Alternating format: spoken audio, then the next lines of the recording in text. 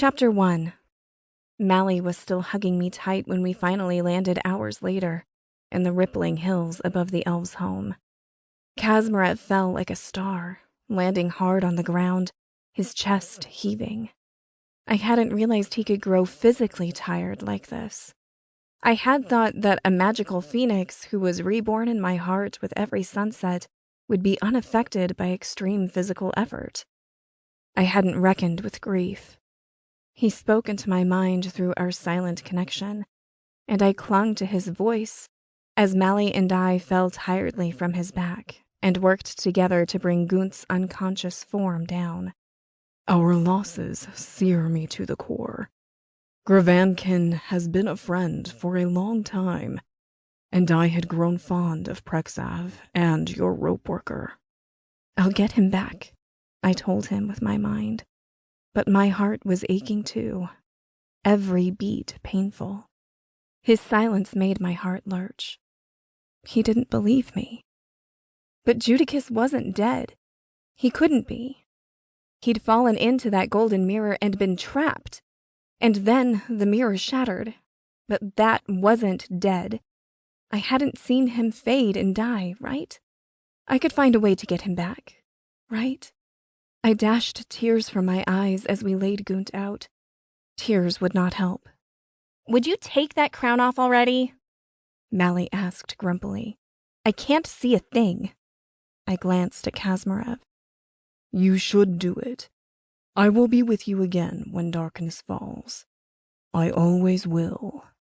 Reluctantly, I pulled the crown from my head, and around us light sprang up, the sun high in the sky, glaring down on the sparse landscape. We'd laid Gunt on a bare patch of land. His face was pale and immobile, but he was breathing. A nasty wound on his forehead had bled everywhere, and I realized, with a sudden hollow feeling, that Judicus had been the one with the pack, and we'd lost all of our supplies when we lost him. I need to heal Gunt, I signed to Mally. But I can't yet.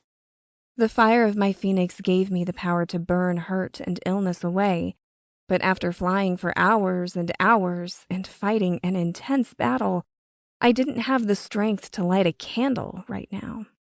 You're too weak for that right now, she said, shaking her head. We need sleep before we do anything. I looked around us at those who were fleeing with us. We were all slumped in exhaustion, paused here in the sudden sunlight. Hundreds of elves, men, women, children, elderly, were huddled next to the golden salamanders who had carried them away from their homeland and up into this desolate world above. They looked as lost as I felt, as bone-weary and streaked in dirt and thirsty as I was. Our pursuers had stopped chasing us somewhere underground. For now. Who knew if they were regrouping and beginning to follow again?